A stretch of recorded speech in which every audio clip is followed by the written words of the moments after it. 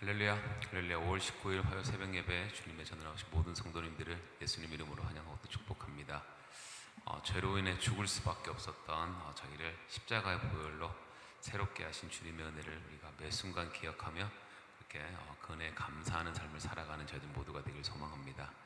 우리 시간 주님의 그 보혈의 능력을 함께 찬송하며 나아갑시다.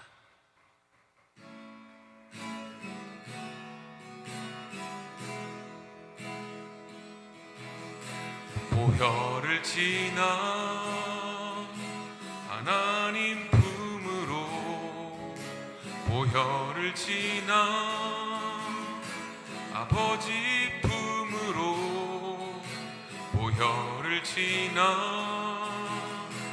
하나님 품으로 한 걸음씩 나가네.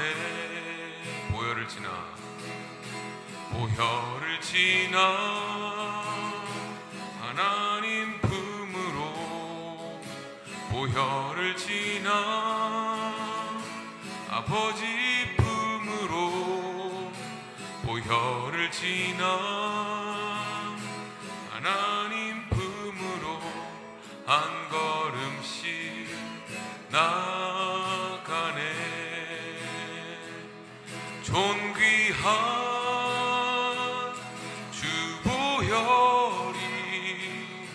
내 영을 새롭게 하시네. 존귀한 주 보혈이 내 영을 새롭게 하네. 보혈을 지나 하나님 품으로, 보혈을 지나 아버지 품으로, 보혈을 지나 하나님 품으로 한 걸음씩 나가네. 존귀한 주 보혈이 내 영을 새롭게 하시네. 존귀한 주 보혈이 내 영을 새롭게 하네. 존귀한 주 보혈이 내 영을 새롭게 하시네. 존귀한 주 보혈이 내 영을 새롭게 내 영을 새롭게 하네. 내 영을 새롭게 하네. 내 영을 새롭게 하네.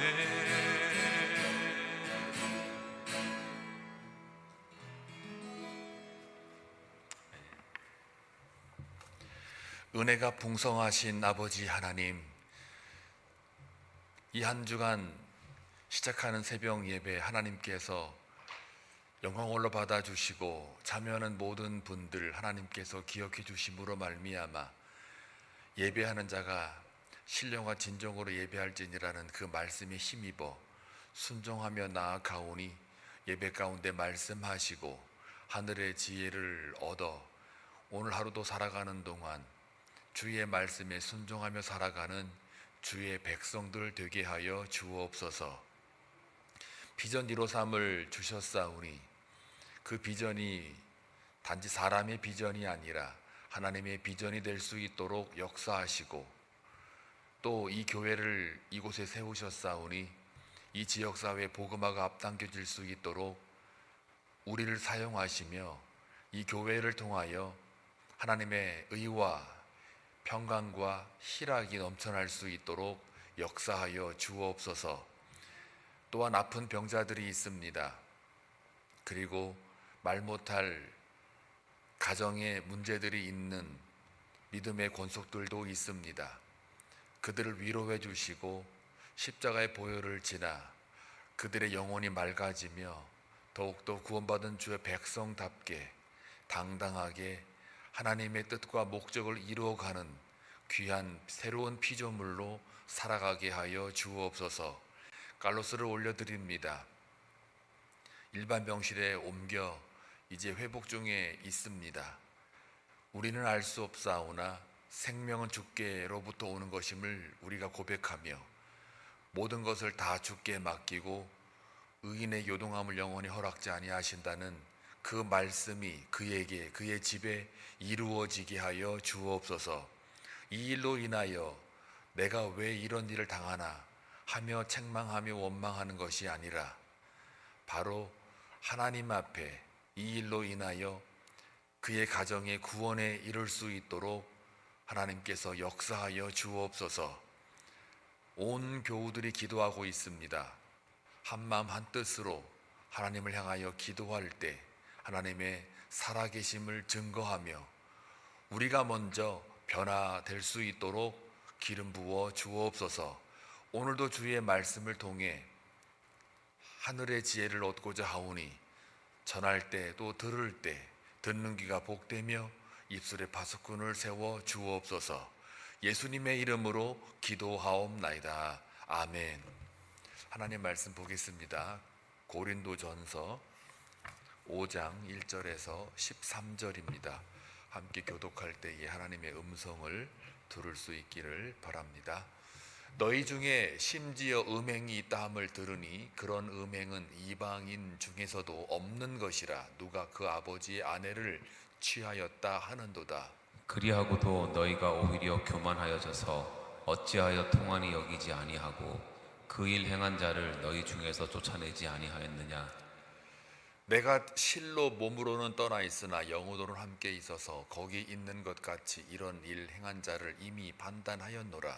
주 예수의 이름으로 너희가 내 영과 함께 모여서 우리 주 예수의 능력으로 이런 자를 사탄에게 내어주었으니 이는 육신은 멸하고 영은 주 예수의 날에 구원을 받게 하려 함이라.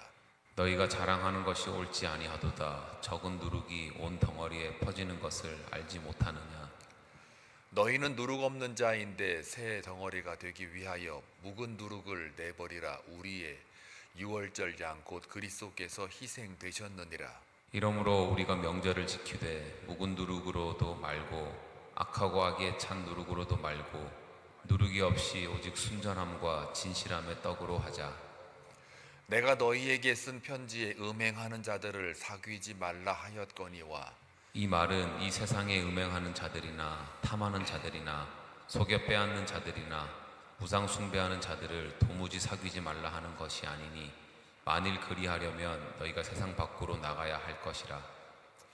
이제 내가 너희에게 쓴 것은 만일 어떤 형제라 일컫는 자가 음행하거나 탐욕을 부리거나 우상 숭배를 하거나 모욕하거나 술 취하거나 속여 빼앗거든 사귀지도 말고 그런 자와는 함께 먹지도 말라 함이라. 밖에 있는 사람들을 판단하는 것이야 내게 무슨 상관이 있으리요마는 교회 안에 있는 사람들이야 너희가 판단하지 아니하랴. 다 같이 밖에 있는 사람들을 하나님이 심판하시려니와 이 악한 사람은 너희 중에서 내쫓으라. 아멘. 오늘 말씀은 내일 본문과 연결이 돼서 다 하지는 못하겠고요. 내일 본문을 향하여 그 전제되는 내용과 그리고 오늘 본문에서 말하고자 하는 핵심만 몇 가지 묵상하고 내일 다시 마무리를 하는 걸로 하겠습니다. 이 고린도전서 5장 1절의 배경을 보면 물론 고린도전서의 전체적인 배경입니다만은 이 고린도 교회가 처한 그 문화권이 어떤 문화권인지는 1장 처음 할 때 여러분들에게 말씀을 드린 것 같습니다. 좀 더 추가해 보자면 이 고린도 교회의 교인들은 어떤 문화권에서 나왔는가 이것을 보면 고린도는 여러분이 알다시피 항구 도시입니다. 이 항구 도시의 특징 중에 하나가 향락 문화가 발달합니다. 그래서 그 헬라 문화권 내에서도 방탕하게 사는 사람들 이거를 말할 때에 고린도인처럼 산다는 말이 나올 정도입니다. 넌 방탕해 보여. 너 고린도 사람이야? 고린도 사람처럼 행동하네. 이런 식으로 고린도의 그 방탕함에 대해서 그 헬라 문화권에서는 널리 알려져 있는 그러한 상황이었습니다. 그러다 보니까 그런 말이 나올 정도로 음란이나 간음, 탐색, 남색 이런 성적인 문화가 매우 심각했던 곳이 고린도라는 곳입니다. 그리고 또 이제 로마 안에서는 이 그리스 문화권 안에서는 이 신전들이 많잖아요. 특별히 또 이 고린도에는 이 두 종류의 큰 신전이 있는데 하나가 뭐냐면 미의 여신이라 그래가지고 아프로디테라고 하는 미의 여신, 그 여신이잖아요. 그러니까 여신을 섬기는 신전이 있었는데요. 이제 거기 여사제자가 한 약 1,000명 정도라고 그래요. 그리고 그들이 이제 뭐 낮에는 자기 절차대로 그 안에서 생활하다가 저녁 이후에 날이 어두워지게 되면 이제 그 여자들이 도시로 내려와 가지고 그 열심히 영업을 했다. 영업이 뭐겠습니까? 이 성적인 그런 영업이었겠죠. 이제 그걸 통해 가지고 그들의 종교 예식들이 다 성을 기리는 것에 초점을 맞추어졌다라고 전해지고 있습니다. 그리고 또 하나는 뿐만 아니라 음악이나 노래나 이 시에 신이 있었는데 그 신의 이름이 아폴론이에요. 그래서 아폴론이라는 신을 섬기는 신전이 따로 있어요. 근데 거기에는 이제 남자들이 주로 이렇게 예식을 끌어가기도 했다고 합니다. 그래서 그 신전에서는 또 어떤 일이 벌어졌느냐? 미동들, 그러니까 어린아이들과 이 동성애를 갖는 남자들이 동성애를 갖는 그러한 중심지였다고도 전해지고 있습니다. 그러니까요, 그런 문화권에서 음란하지 않고 살아가는 게 그게 쉽지는 않았다라고 그래요. 문화적으로요. 또 특별히 종교적으로도. 그런데 이런 문화권에서 이런 것을 하지 않고 살아가는 게 매우 어려웠던 이 시기에 오늘 1절에 보니까는 이 사도 바울이 뭐라고 고발하느냐면 너희 중에, 그러니까 고린도 교회 안에 있는 교인들이에요. 지금까지 열거했던 그 행태들은 교회에 박혀 있는 성문화를 제가 말씀드렸어요. 그런데 너희 중에 심지어 음행이 있다함을 들으니, 근데 그 음행이 무엇이냐? 이방인 중에서도 없는 거래요. 그러니까 지금까지 열거한 것만으로도 이게 그냥 치가 떨리잖아요. 너무 타락해져 가는 문화를 우리가 볼 수 있잖아요. 그런데 그렇게 치가 떨리는 음행을 저지르는 이방인, 그들보다도 그들이 하지 않는 없는 것을 교회 안에서 하고 있다 해요. 그게 뭐냐? 누가 그 아버지의 아내를 취하였다 라고 하는도다. 이거 엄청난 그 충격적인 범죄이지요. 그런데 이것에 대하여 이것도 충격적인 범죄인데 이 바울이 바라볼 때 더 충격적인 범죄는 뭐냐? 2절에 나와 있어요. 그리하고도 너희가 오히려 교만하여져서 어찌하여 통한이 여기지 아니하고 그 일 행한 자를 너희 중에서 쫓아내지 아니하였느냐. 그런 자들을 그냥 네 죄가 너무 커 그러면 안 돼 라고 책망을 해야 되거든요. 그런데 책망하지 않고 그들을 내버려 두고 있다라는 겁니다.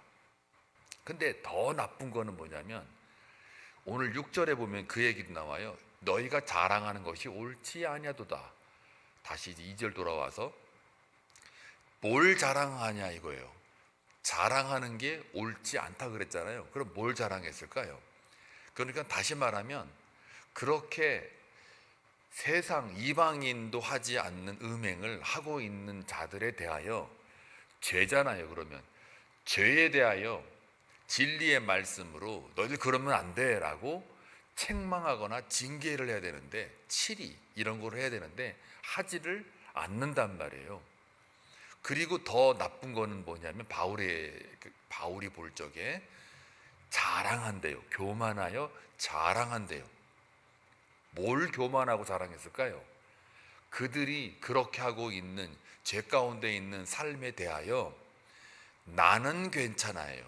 너는 너고 나는 나. 그래서 나는 괜찮아. 나는 너보다 너는 그런 일을 하고 있으나 나는 그런 음행한 일을 하고 있지 않으니 나는 괜찮아 라는 말로 자기를 자랑한단 말이에요.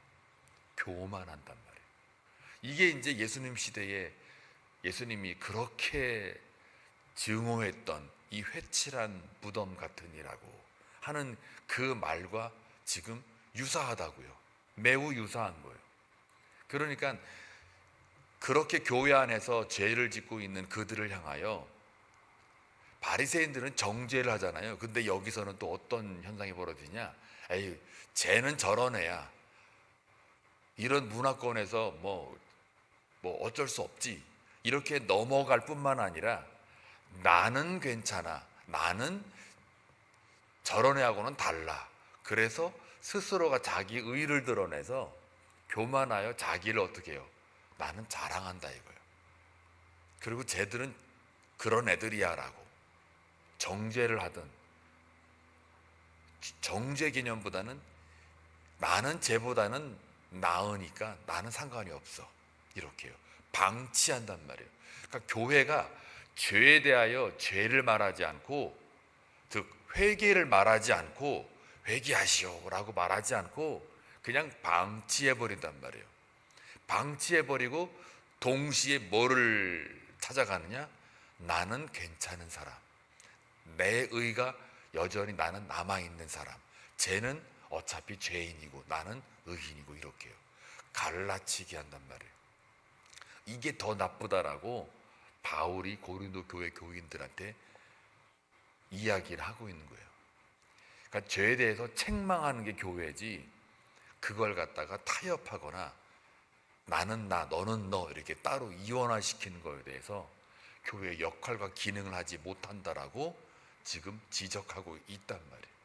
그래서 3절에 보니까 뭐라고 그러냐면, 내가 실로 몸으로 떠나 있으나 영으로는 함께 있어서 거기 있는 것 같이 이런 일 행한 자를 이미 판단하였노라. 저 말을 읽으면서 바울이 에베소에서 이 편지를 쓸 때에 참 가지도 못하고 갈 수 없어 편지를 쓰고 있는 그 심정이, 그 통탄하는 마음이 그게 읽혀지는 거예요. 죄에 대하여 통분해야 되는데 통분하지 않는 거예요. 이 죄의 특성은요, 이게 죄가 일반화되잖아요.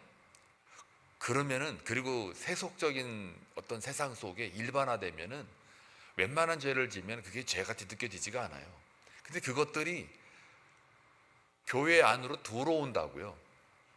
왜요? 세상 살아가는 그 기간이 더 기니까요. 들어와서 그것도 하나의 그냥 익스큐즈가 되는 거예요. 스스로 저절로 에이, 그 정도는 뭐 하고 점점 이 죄의 무서움이라는 건 감각이 없게 만들어요. 점점 몸이 마비가 되는 것처럼 감각이 없게 돼요. 그래서 죄가 죄를 느끼지를 못한단 말이죠. 그러니까 이게 말씀이 모든 죄에 대한 이것을 갈라주는데, 이게 죄다 아니다를 정확하게 해주는 게 진리잖아요. 그러니까 진리 위에 서 있어야 이게 죄인지 죄가 아닌지를 분별할 수가 있거든요. 날마다 말씀을 묵상하는 이유가 바로 거기에 있는 거예요. 그런데 이제 여기 보니까 4절, 주 예수의 이름으로 너희가 내 영과 함께 모여서 우리 주 예수의 능력으로, 5절 아주 중요합니다. 이런 자를 사탄에게 내어주었으니 이는 육신은 멸하고 영은 주 예수의 날에 구원을 받게 하려 함이라. 이거 그냥 읽으면 이게 감이 안 옵니다. 그러니까요, 오늘 그 2절의 말미에 보면 너희 중에 왜 그들을 쫓아내지 아니하였느냐 이 말과, 그 그 다음에 5절에 나와 있는 사탄에게 내어 주었으니, 이런 자를 사탄에게 내어 주었으니 말과 같은 말이에요. 그러니까 출교죠. 교회 공동체 밖으로 내쫓는 거, 이거를 여기서 표현하기를 이런 자를 사탄에게 내주었다, 이런 말이에요. 그런데 이 말이 잘못하면은 사탄의 밥이 돼서 그냥 이런 자들은 죄인이니까 그냥 너는 죽어 멸망해 라는 말이 아니고요. 그렇게 되면 그 뒤에 말이 안 나와요. 이는 육신은 멸하고 영은 주 예수의 날에 구원을 받게 하려 함이라.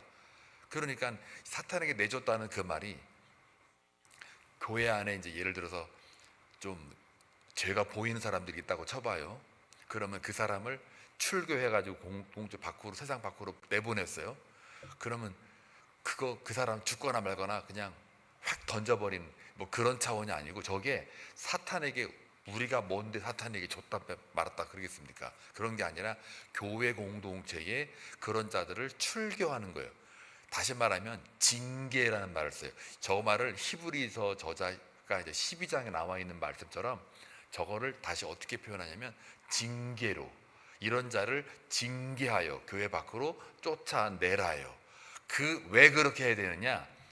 그렇게 함으로 인해서 육은 멸하게 된대요. 육은 멸하고 영은 주 예수의 날에 구원을 받게 하려 함이니까, 말하자면 이런 거예요. 탕자의 비유하고 비슷해요. 탕자가 스스로 나갔잖아요. 나가가지고 돼지가 먹는 먹이를 먹을 만큼 바닥으로 뚝 떨어져요. 뚝 떨어졌을 때 그때서야 비로소 탕자에게 온 그 뭡니까? 생각이, 아버지 집에 가면 먹을 게 많고 따뜻한 방이 있고 안락한 집이 있고 하고 그리워하잖아요.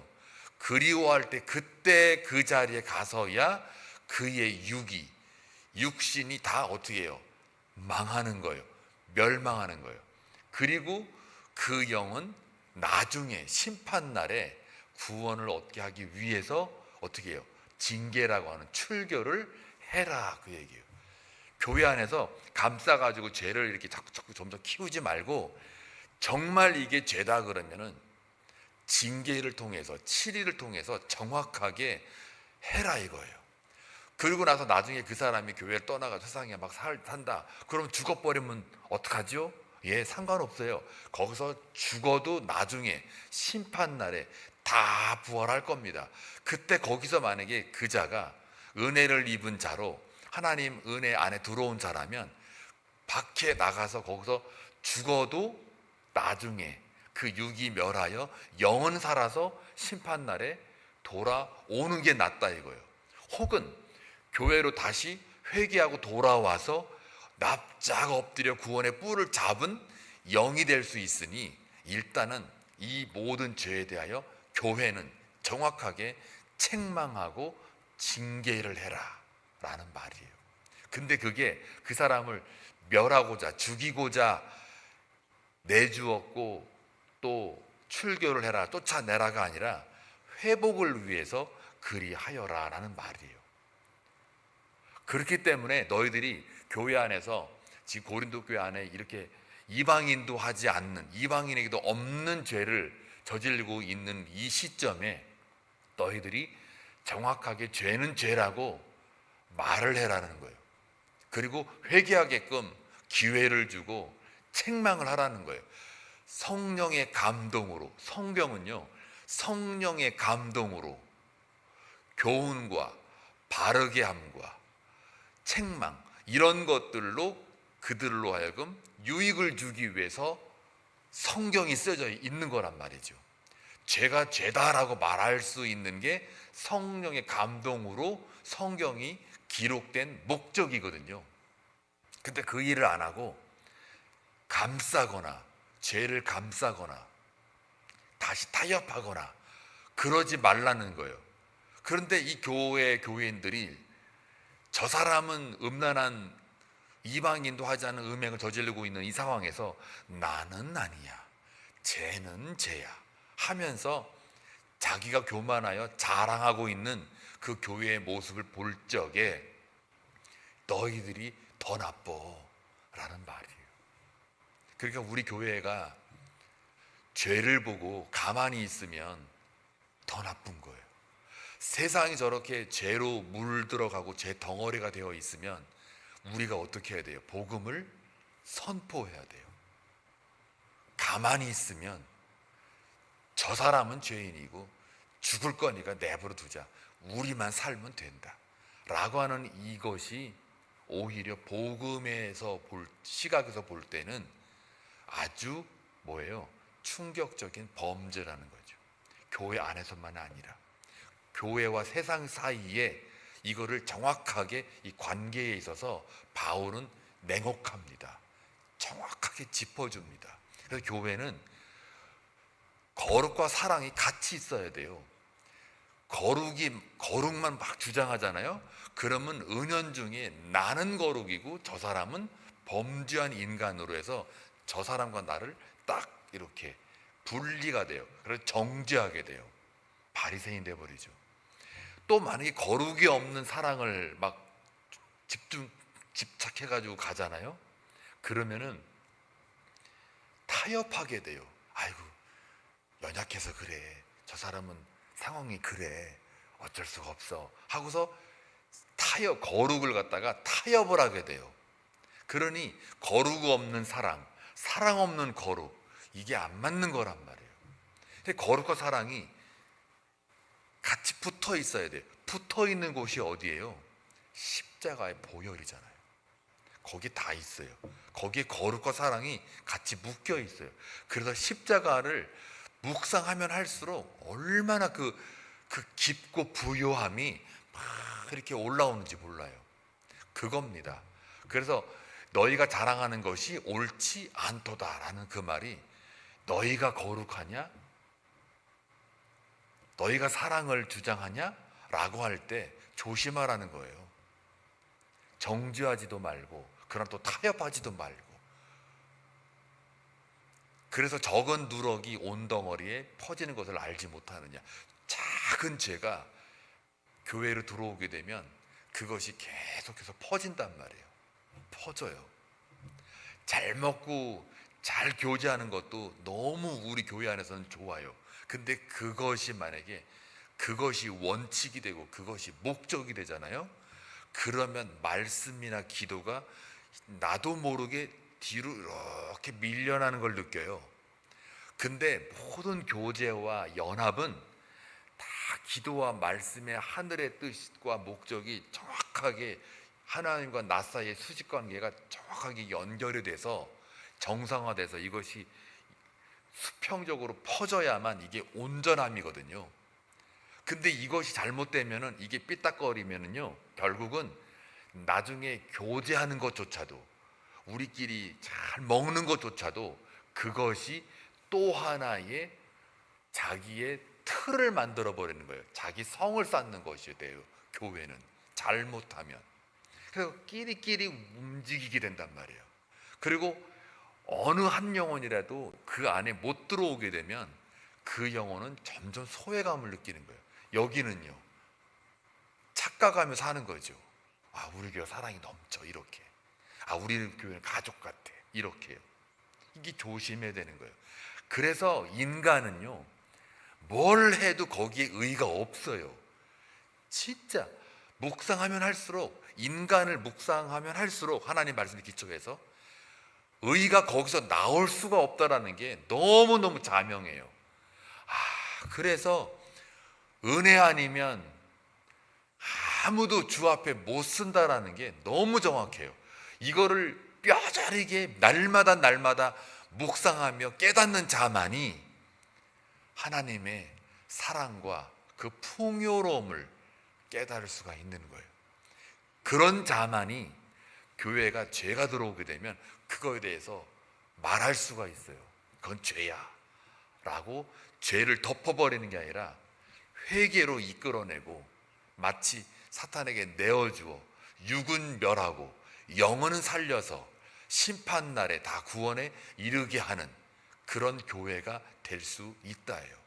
그런데 이 말을 왜 이렇게 하느냐, 오늘 묵상을 깊게는 안 들어갈게요. 내일 본문 6장 11절에 보면은 어떤 말이 나오냐면요, 이런 말이 나와요. 너희 중에 이와 같이 같은 자들이 있더니 주 예수 그리스도의 이름과 우리 하나님의 성령 안에서 씻음과 거룩함과 의롭다 하심을 받았느니라. 너희 중에 이와 같은 자들이 있더니, 이건 뭐냐면요, 6장 11절 말씀인데, 너희 중에 너희 고린도 교회 교인들 중에 이와 같은 자들, 뭡니까 이게? 음행하는 자들. 아까 제가 말했던 그 고린도의 문화, 간음, 탐색, 남색, 뭐 하여튼 동성애 다 포함해가지고 그런 자들 중에 뭐랍니까? 주께로 어떻게 해요? 돌아온 자들이 있다 이거예요. 뭘로요? 성령 안에서 씻음과 거룩함과 의롭다 하심을 받는 자들이 있다 이거예요. 내 백성이 있다 이거예요. 은혜 받는 자들이 있다 이 말이에요. 그러니까 뭡니까 이게? 그래서 이 말씀과 오늘 그 5절 말씀에 육신은 멸하고 영은 주 예수의 날에 구원을 받게 하려 함이라는 말과 매칭이 돼요. 그러니까요, 이 세상에는 너무 많은 죄인들이 있어요. 근데 그 가운데에 누가 구원을 받을지, 복 받을지, 은혜를 입을지 아닐지 우리는 모릅니다.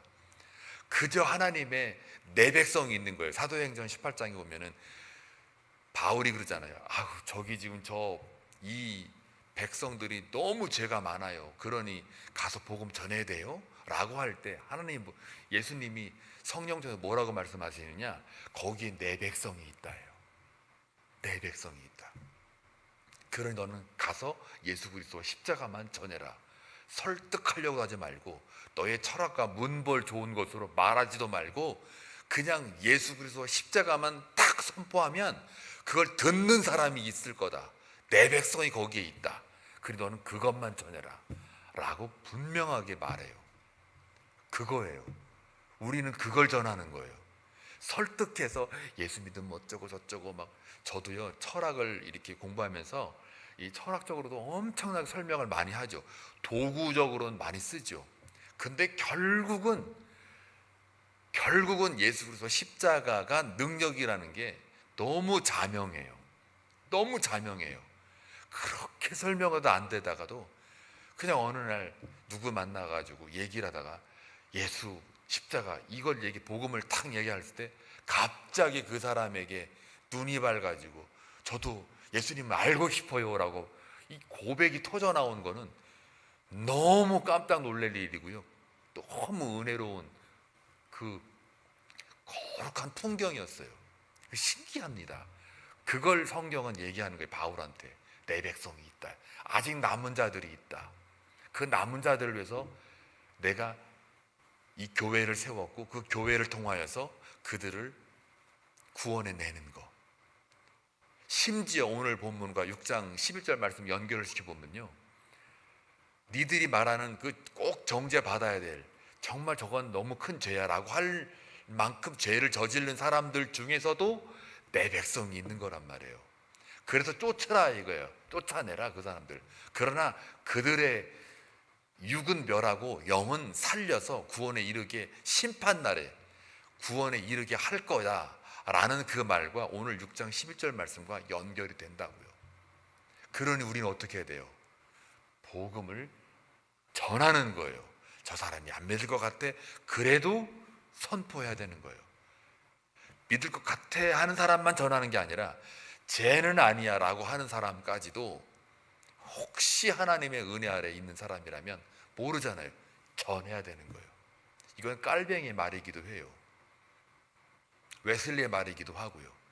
그러니까 전해야 되는 거예요. 선포, 프로클레미네이션을 해야 되는 거예요. 그래서 선교는 선포예요, 일단은. 그리고 그 다음에 성령께서 일하시는 거예요.